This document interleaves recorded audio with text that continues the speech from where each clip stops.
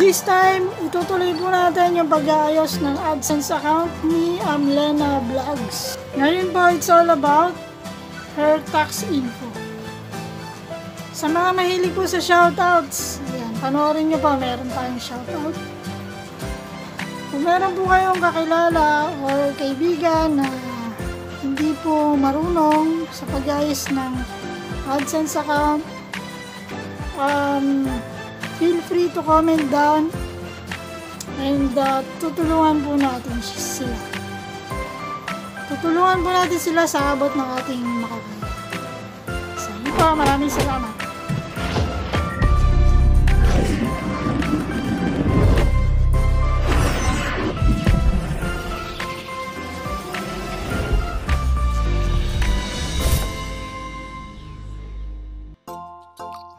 So, punta tayo sa ating YouTube studio, monetization, and then dito tayo dadaan sa complete in AdSense. Ayan, so pagdating dito sa dashboard, get it mo lang to. And then, ayan, makikita niyo yung manage tax info. Scroll down. Tapos, click natin tong add tax info. Then, start. Ayan.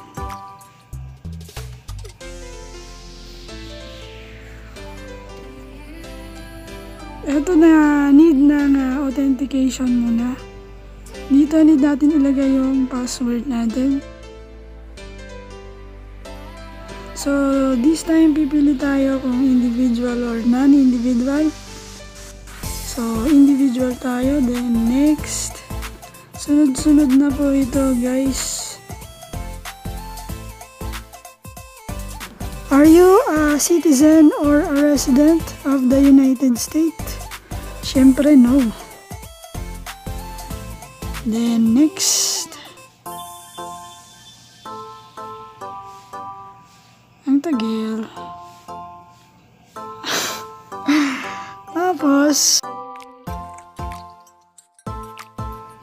ito, pipili na tayo ng form. So, dito tayo sa unang form. Then, start. Ayan, ikot-ikot lang. Okay. So, dito sa number 1, tax identity. Matik po nakalagay na yung name natin dito. Pili tayo ng country. Ayan, i-correct lang muna natin yung name kasi guys, bawal po dito ang period or comma or any punctuations. So, tatanggalin natin. Ayan, and then ito pong foreign tax is optional, huwag na po natin lagyan. Kung wala tayong tax identification number, and then next. So, number 2 is yung address. Okay. Itong sa address guys, itong box na to na permanent address is a PO box. Huwag nyo yan tsatsagan na guys. So, lalagay natin yung address dito. And, yung pong nasa ID, kailangan po parehas. So, kayo na pong bahalang mag-check. So, sa address niya, ayan, input lang natin. At dahil napakatagal nito guys, ay magsha-shoutout muna tayo. Mega love shoutout sa may-ari muna ng account, kay Ma'am Amlena Vlogs. And kay Ate Ruby, kay Tito Noise Vlog. Ayan, mega love shoutout sa'yo. Kila Ate Tess Sabala, kay Gracia Jane Barona Vlog, kay Master Tiger Field, kay Darling Shinjin, Emilia Brosas, Charlene Medrano, sino pa ba nakalimutan ko? Kay kumpadres, Mama Lynn Official, ayan, kila Atche, Ma'am Kat, kay Ate G at saka kay Mami G. Si ano pa pala, si Glenn Dianuel. At saka yung partner ko, hindi ko nababatiin. Hindi naman ako binabati nun. Diba? Itong box na to guys, itong mailing address is same as permanent address. Yan po ang i-check natin. Then, click natin yung next. And then, ayan, next na itong tax treaty. Itong number 3. Dito guys, kung magkiklaim kayo, dito po mababawasan ang inyong tax pag nag-claim kayo, pero kailangan nyo po dyan ng TIN number or tax identification number, which is yung nasa unahan kanina. Dapat i-fill up nyo yun kung magkiklaim kayo nyan. So since tayo hindi na, so no ang i-click natin. And next na tayo. So next is number 4, document preview. So eto lang to guys. Ayan, click lang natin yan. Next, ayun na yun, preview. Then scroll up natin. Tapos itong confirm. I-check lang natin yan. And then scroll na natin. Scroll natin pababa. Tapos next, certification. Check lang natin yung ano, yung I certify blah blah blah. Check lang natin yan. And then ayan, tignan natin to. Ayan, yes. Click mo lang yung yes.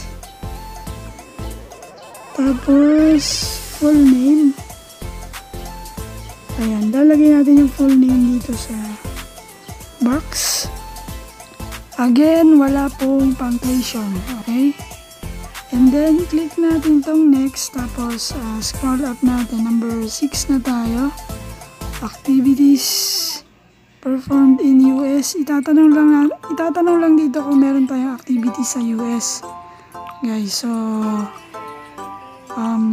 i-click natin yung no. Kasi wala naman. Diba? Kayo, kung meron kayo, click nyo yung yes. Kung wala, no tayo. Okay? So, no tayo. And then, i-check lang natin tong ayan, no muna. And then, i-check natin tong box, tong I certify, blah, blah, blah, blah. Tapos, yun lang i-checkan nyo guys. Scroll up muna. And then, next. Tapos dito, ayan, matik na yan, naka-paperless siya. Okay na po yan. And then, i-check lang natin tong I accept. Then, submit na po natin.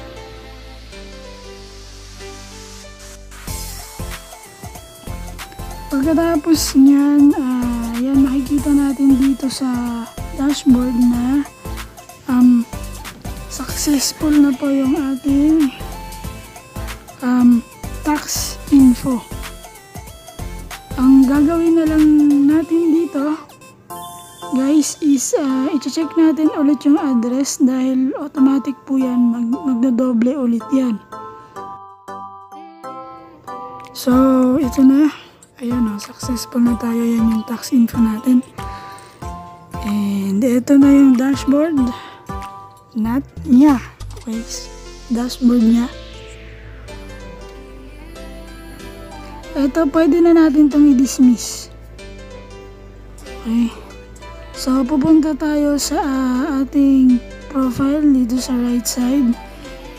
And then, i-click natin. Tapos, manage account. Ayan, manage account. And then, payment and subscription. Pagkatapos ay payment method, manage payment method. Tapos dito sa taas yung bar, tapos addresses. Ayan, kung makikita nyo, doble-doble na yan, di ba?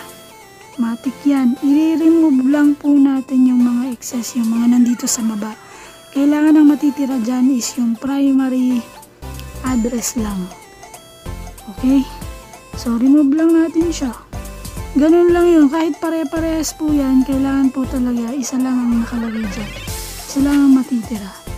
So, i-remove natin. Tapos, yun na. Okay na yun. Ngayon, may mag-i-email sa inyo na PIN. May pinadala na yung personal identification number. So, sa ngayon po, naghihintay na lang po siya or naghihintay na lang kami ng pagdating ng kanyang AdSense PIN. So, ito po yung notice sa Gmail. So, yun po guys. Maraming thank you po sa mga nanood. Sana po ay nakatulong.